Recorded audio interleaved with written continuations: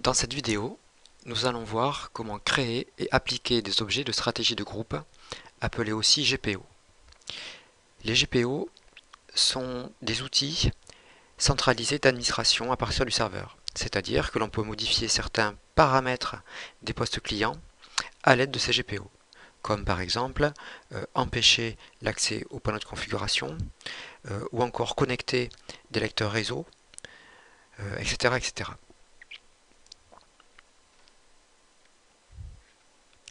Avant de créer des GPO, il est important d'avoir dans la console d'Active Directory créé des unités d'organisation correspondantes à la structure de l'entreprise et au type de gestion que l'on souhaite faire.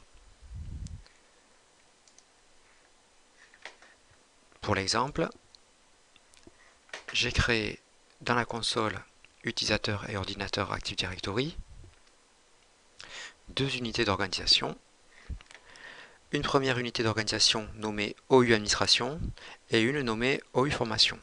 Dans la première, j'ai créé deux utilisateurs, un groupe, j'ai placé les deux utilisateurs dans ce groupe-là, et j'ai aussi déplacé du container computer une machine qui avait été intégrée au domaine, la machine de John Chambers. Je l'ai affectée dans son OU. Pour l'OU Formation, j'ai créé un groupe et un utilisateur membre de ce groupe. Une fois donc que vous avez créé votre arborescence d'unité d'organisation, que vous avez créé l'ensemble des utilisateurs et vos groupes, vous pouvez penser à la gestion administrative par GPO. Pour cela, il faut quitter la console Active Directory. Dans le menu d'outils, vous allez chercher une console qui s'appelle Gestion des stratégies de groupe. Cette console va vous permettre de créer et d'appliquer les OU, d'appliquer sur les OU les GPO de votre choix. Les GPO, on peut les appliquer à deux endroits.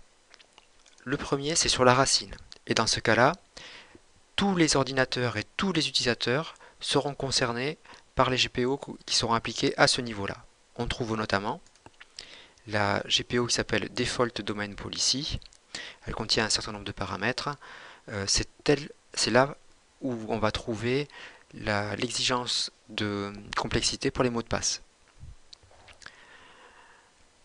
Pour créer et appliquer une GPO, je vais prendre comme exemple l'interdiction d'accéder au panneau de configuration sur les postes clients pour tous les utilisateurs de formation. Bien, je vais sélectionner l'OU qui contient les utilisateurs concernés, donc l'OU formation. Je fais un clic droit et je clique sur créer une GPO dans ce domaine et le lier ici. Il me demande le nom, donc je lui donne un nom significatif. Suppression du panneau de configuration.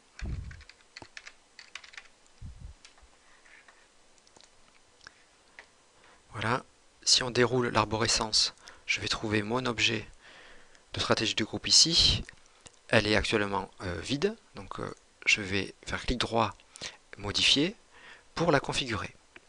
On voit ici que les GPO peuvent être de deux types, soit configuration d'ordinateur, soit configuration d'utilisateur.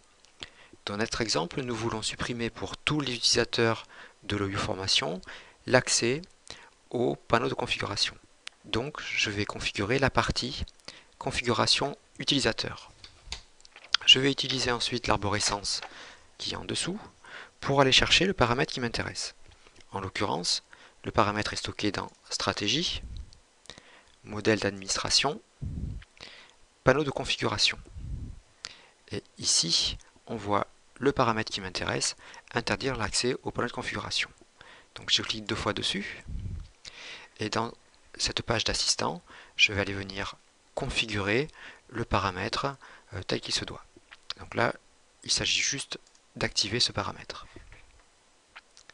J'appuie sur OK, je ferme l'éditeur de stratégie de groupe et je viens de terminer de créer ma GPO. Elle est appliquée à l'OU formation.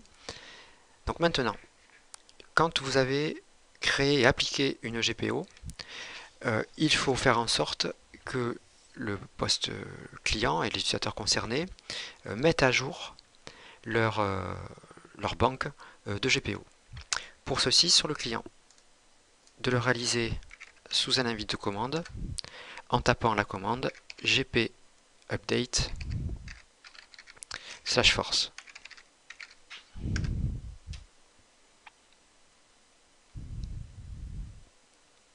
Donc là, il est en train de interroger le serveur pour télécharger toutes les GPO, notamment la nouvelle. Voilà, la mise à jour a été réalisée. Comme il s'agit d'une GPO de type utilisateur, je vais fermer la session et je vais rouvrir la session puisque les GPO ne s'appliquent